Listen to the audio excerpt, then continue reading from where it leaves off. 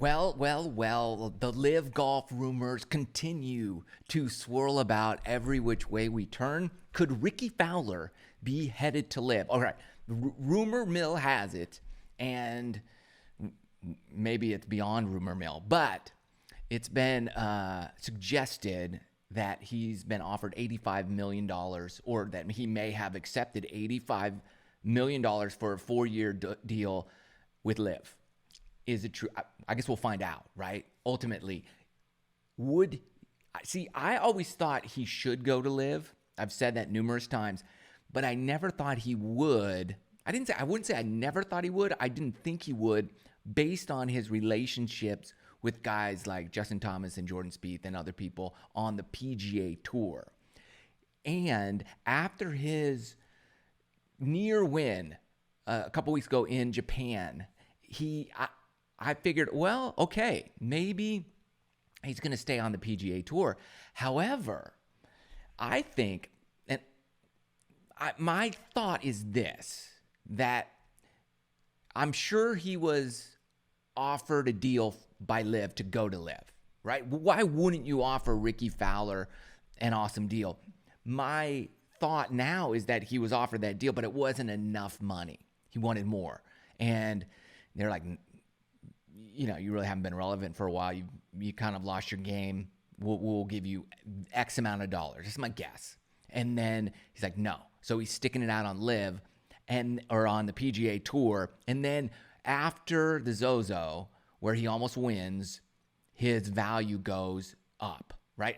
My guess is people always ask and wonder about the LIV contracts, right? So if you were given $100 million contract from LIV, there's always been this, is that in addition to your winnings weekly on the purses, what you would win, or are they going to subtract that amount? And so, in other words, Dustin Johnson's won, well, let's say $25 million, then he was given, let's say, $100 million.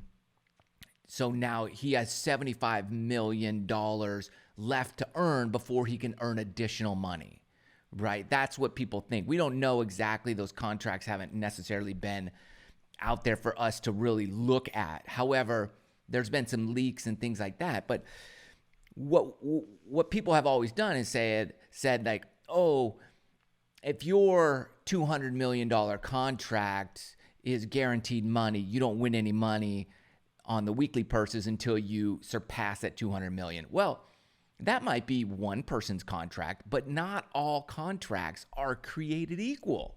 Just because one person may have that deal of guaranteed money and you just get a weekly paycheck and you don't make anything until you've earned that $200 million in prize money, right? Just because that's one person's contract doesn't mean it's everybody's contract. Every person is going to negotiate a different deal. So we can't just lump one leaked contract and apply it to everybody. And I think that's what a lot of people have been doing, is saying, oh, you got this, therefore that applies to everybody. I don't believe that. So I'm thinking that what happened is they offered Rickie X amount of dollars, let's say $50 million. And he's like, no, I want $100 million. And they're like, no, you're not worth $100 million because you haven't done anything. So he's like, fine, forget it. I'm not going. Well, then they might have come back and said, okay, we'll give you $60 million, $70 million. No, I want 100. Now he almost wins. And they're like, hey, this is your final offer, $85 million. And he might have said, I'm in.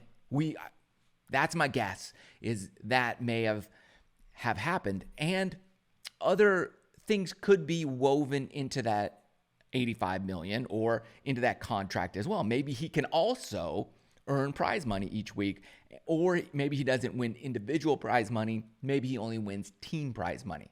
And then, of course, you're going to negotiate what team you're on and your relationship or your affiliation with that team. Do you own part of the team? Do you not have any ownership in the team? Are you the captain? Are you not? So there's all these factors that go into each individual contract of players who join LIV. I think, now, I don't necessarily root for one tour over the other tour. I like golf. I like both tours. I like the PGA Tour. I like the DP World Tour. I like the LIV Tour. It's all different. Here's what I know is this. If I'm tuning in to the Zozo Championship in Japan and Rickie Fowler's playing, well, I don't necessarily know if I get to see Rickie Fowler. I don't know on Sunday. Do I get to watch one of my favorite players? I don't know. It depends if he plays well or not. And as of late, I would have to assume chances are I'm not going to get to watch him unless he's playing well, right? Unless he's playing well, I'm probably not going to get to see much of Rickie Fowler. Well, that's not the case with LIV. I know every tournament who's playing. So my problem's always been that the PGA Tour, okay, Rory just won the last tournament. So fantastic. If I'm a Rory fan, I get to watch that. But there's also like 7, 8 other guys that are kind of in contention that I wouldn't necessarily tune in for. No offense, but you just haven't necessarily earned, I don't know who you are well enough yet. You haven't, that level of excitement hasn't risen high enough in me for me to just tune in for you. And that's fine. Every player is at that level at some point in their career, and through wins, through excitement, through consistency, they rise up. So on the PGA Tour currently, what we have are 1 or 2 name guys that are not only in the event, but playing well enough to get television coverage on Saturday, Sunday afternoon, and then a whole bunch of guys that I'm like, I don't even know who these guys are.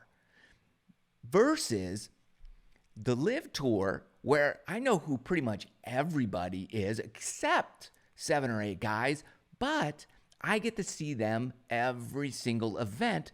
So now I'm getting more familiar with them. And I get to kind of like, oh, I like that guy. That guy's cool. Oh, I like Scott Vincent. I like his hair. I get to see him enough to get a familiarity with him. And then when he's in contention, now I feel like I know the guy a little bit better. That's where I think the LIV Tour shines over the PGA Tour. But the PGA Tour obviously built all those guys, so I'm not going to knock them at all because I love the PGA Tour. They just got to figure out a way to showcase these players more often. I think they're working on that. But going back to Rickie, I think it would be a good move for him to go to LIV. It's like, and I don't think there's anything wrong with doing that if that's what you choose to do. I don't have a problem with that either way. And a lot of people have a problem, the money, where the money comes from, all that stuff, and that's fine. But okay, like I'm not a fan, let's say, of a lot of the practices of the regime over, like, okay, like we can get political, but I'm not going to do that. I'm like, isn't it like take the money and do something great with it? That's where I'm at. Like, take the money. You have a choice. You have 2 choices with money. This is political as I'll get. You have 2 choices with money. Where you get it and what you do with it. That's it. Your choice is to get it and give it. That's it. So if they're giving it, take it. Take it and do something great with it. Now, if you're going to do something bad with it, that's on you. But if they're giving it, well, go get it. Now, you can go all different ways with that. So make your own decisions. Just that's fine. I don't have a problem with that. If you hate it, I don't have a problem with you hating it. I don't have a problem with you not hating it. But I'm not going to hate on you because you hate it. And I'm not going to hate on people who disagree with things that I disagree with, or we have disagreements. I'm not going to hate on you for that. That's all well and good. I think it's a good move, like a football player, baseball player, basketball player. There's these guarantee contracts. You get a guarantee. You're guaranteed this much money for this many years. And then there could be incentives built into that as you perform better and better. That's all across sports. But it hasn't been in golf. And I'm fine with it being in golf. So I'm for like Rickie Fowler going that direction. Because, and this is why, I'm a fan, and I want to know that if he's in an event, I get to see him. That's why I like it. If you're in the event, I want to see you play. At the end of the day, PGA Tour, LIV Tour, Deep, it doesn't matter what tour it is. If it's on television or somewhere where I can watch it, it is a television show. And I want to see my favorite players, my favorite characters on that show.